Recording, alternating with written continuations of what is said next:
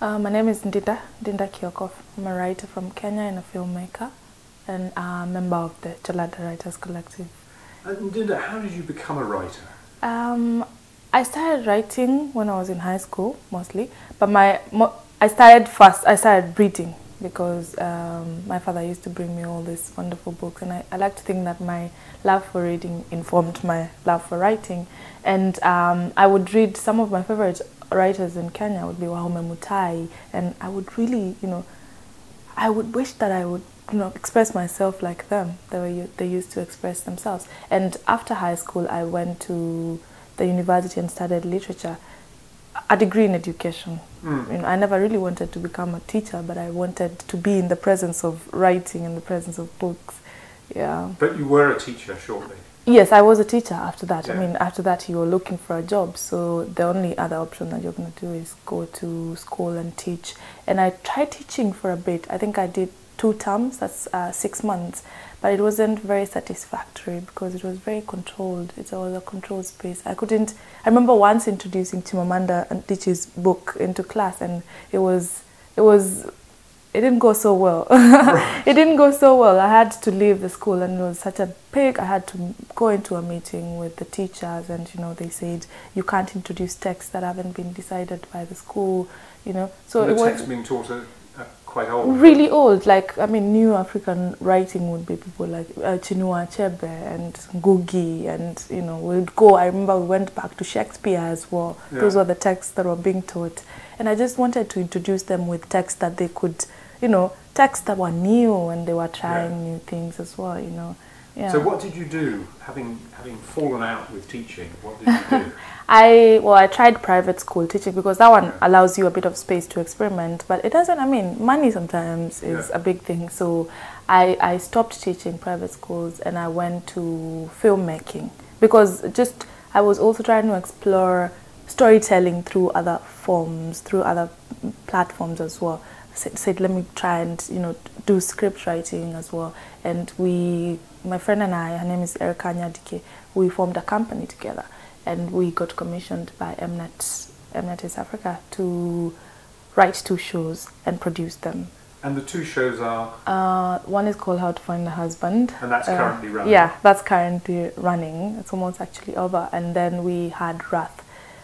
And describe to me what How to Find a Husband is about. How to Find a Husband is a show that follows the lives of women in Nairobi, like work and dating and sex and marriage, how they navigate through these spaces in a city, kind of like Sex and the City. Yeah. And then the other one, Wrath, is a political show that follows the life of a governor in the city as a puppet, and the shadows behind him who control the city, the people who make the rules for a city. Hasn't started airing yet, but soon. When will it air? We have to get a date yet. These things change a lot, but first we're just finishing How to Find a Husband, and then Wrath will probably come towards the end of the year. Yeah. So how do you find time for writing? I did a lot of that up to the end of 2014, and I decided let me try and get time off, because TV making is quite intensive. You wake up at 3 and your call time it's 5, and you have to make your way to the set. You finish at say 6 p.m. and if you're like the production manager, you leave there at 9 p.m. so you don't really get time to write. And I just always felt this unsatisfied need in me, like to keep writing. And I had to take some time off and figure things out and just commit some time to writing. And so I told my friends that I just need to take some time off, and you guys continue making TV. And so I remember in December last year, when I was figuring a way around that, I got an email from Miles Molan, because I had applied for the grant, and they give you, as they give you some money to commit your time to writing perhaps your first novel, just a new work. And I realized this is what I want to do with 2015. This is what I need to do. So you became a Miles Molan scholar. Yes, but before then, of course, I had been writing, but mostly shorter fiction. I wrote, there was this collective in Kenya that was formed after a Kwani workshop. It's called Jalada.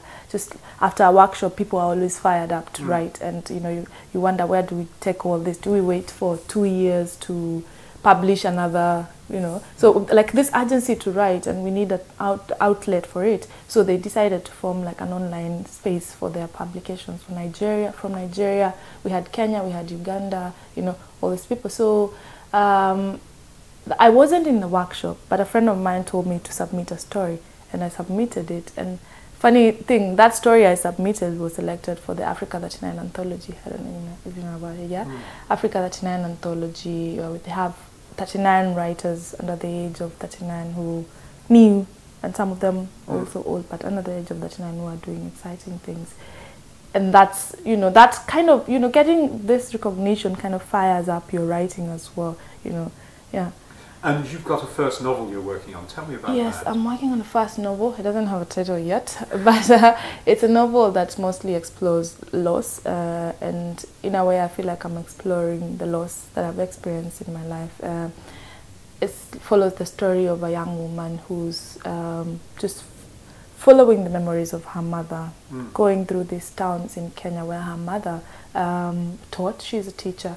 And mapping that against the public laws of these particular towns, you know, yeah. And so when can we look forward to that being ready? Or is it a difficult question to answer? That's very difficult, because sometimes you think you have something and then a whole chunk just goes. But by the end of this year, I hope I will have like a draft that I can start editing. So maybe sometime next year I will have something that I've edited and can start being worked on seriously by wonderful editors, you know, other wonderful editors. So, yeah.